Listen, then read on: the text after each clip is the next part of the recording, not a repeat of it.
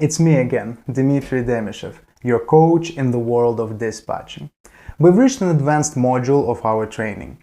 You can already proudly call yourself a dispatcher. Your level of knowledge is quite developed at this point. Now it's time to grow to the title of a professional dispatcher. A key stage of growth is in-depth knowledge of the freight market and its analysis tools, as well as professional negotiating and networking skills. In this module, I will provide practical tools and useful information to support them. Now, it's especially important to take notes of every insight, every tool and its explanation, so that you can simply open a notebook and repeat what I'm going to teach you today. So, let's get going. Transportation company objectives. In the third module, when we talked about planning, we determined that the most important first step to planning is to identify the goals of the transportation company and each individual truck driver. If you remember, we distinguished between two basic types of goals.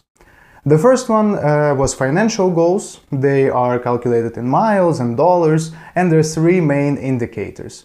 Total mileage, which is the total number of miles traveled by the truck, gross rate, the total income the truck generated, and rate per mile, how much money the truck earned for each mile traveled.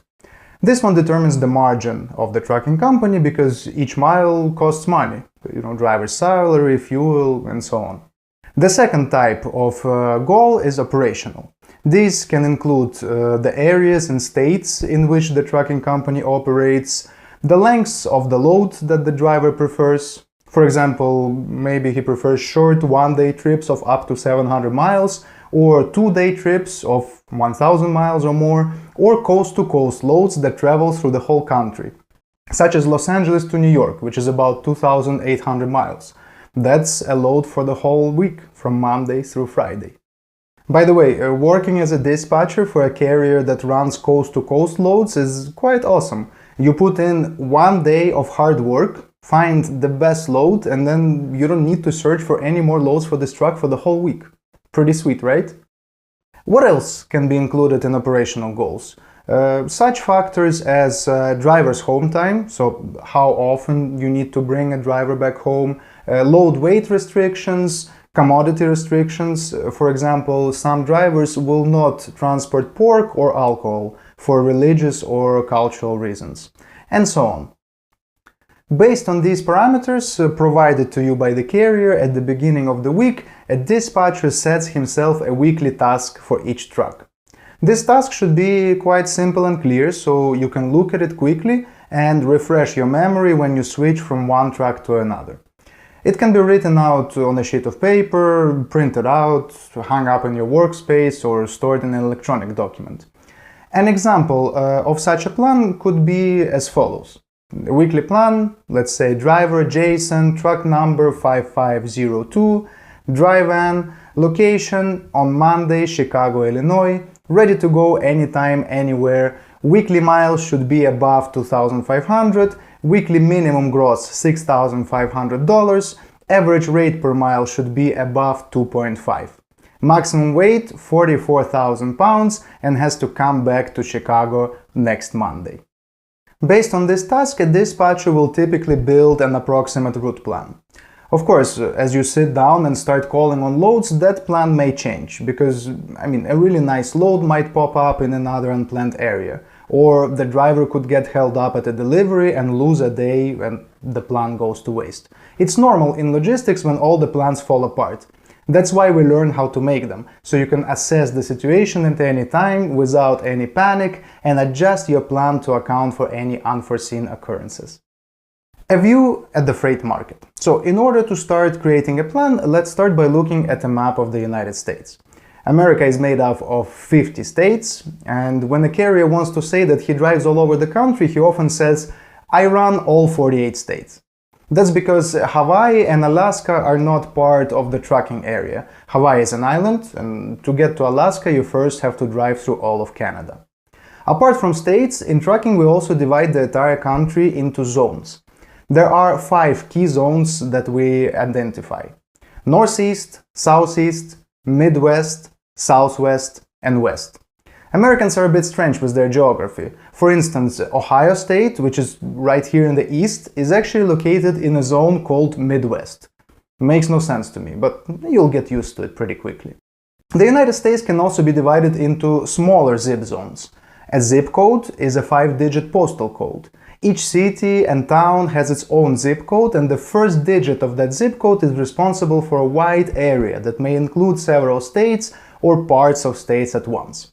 When searching for a load or posting a truck on a load board, you can designate a movement zone using one of the 10 zip zones instead of having to write out each individual state. The division of these zones can be found by downloading the appendix to this lesson. The state and zip zones are good for a general understanding of how the truck moves. We can use them to plot a route when we plan the number of miles.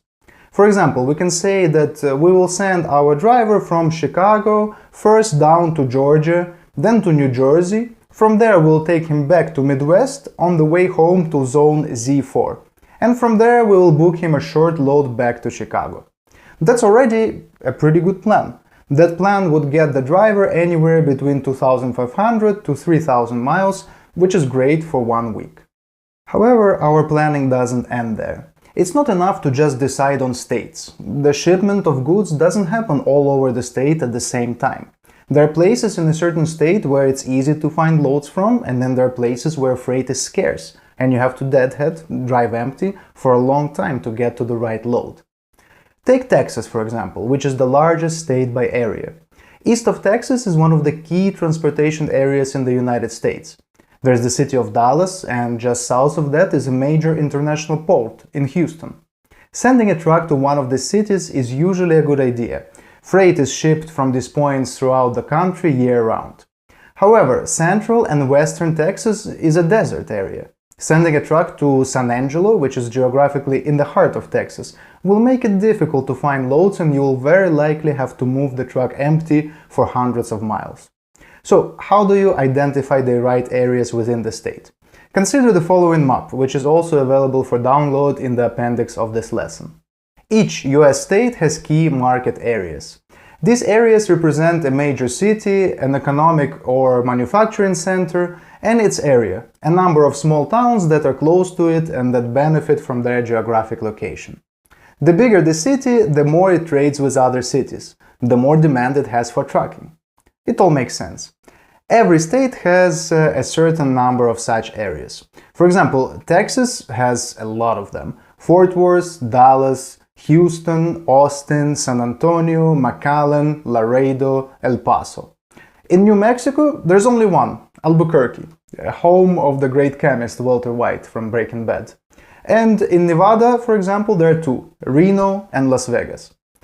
Of all the areas on the map, we can distinguish the main ones.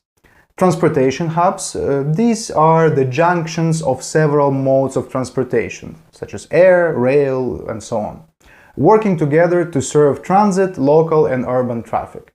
So, major transportation hubs are Boston, Massachusetts, Cleveland, Ohio, Chicago, Illinois, Minneapolis, Minnesota, Kansas City, Kansas, St. Louis, Missouri, Dallas, Texas, Houston, Texas, and San Francisco, California. Next, major logistics centers, which include the highest number of distribution facilities, are Phoenix, Arizona, Denver, Colorado, Oklahoma City, Oklahoma, Little Rock, Arkansas, Nashville, Tennessee, Columbus, Ohio, and Detroit, Michigan. Then, cities with key international ports for import and export. These are New York City, State of New York, New Jersey, State of New Jersey, Baltimore, Maryland, Norfolk, Virginia, Charleston, South Carolina, Savannah, Georgia, Jacksonville, Florida, Miami, Florida, Mobile, Alabama, New Orleans, Louisiana, once again Houston, Texas, Los Angeles, California, as well as Oakland, California, and Seattle, Washington. And finally, the so-called inland ports. These are Stockton, California, Inland Empire, California, once again Fort Worth, Texas, Memphis, Tennessee, St. Louis, Missouri, Kansas City, Kansas, Chicago, Illinois, Columbus, Ohio, Charlotte, North Carolina, and Atlanta, Georgia. Key market areas are usually connected between one another by the key transportation corridors of the country, the highway system. This highway system is called interstate. Each highway has its own number. For example, I-95 runs all along the east coast, and I-5 runs all along the west coast. Memorizing all the key cities in each state is a long and painful task, especially since trucking activity will vary from zone to zone at different times of the year. To get started, you can use one simple rule of thumb. Looking at each available load, you will need to go into the map and input the city to which it's headed. The first thing to look is whether the unloading point is near a major city. If the unloading point is close to the water, see how far away the nearest major port is. This will give you an initial idea of how difficult or easy it will be to get out of that city when looking for your next load. Your next step will of course be to log back into the load board and check for loads coming out of that city, the destination point of your previous load. A quick check of the demand for your next move. At this point, deadhead settings will come in very handy. Perhaps there is nothing within a 30-mile radius, but you see that a major city is only 60 miles away.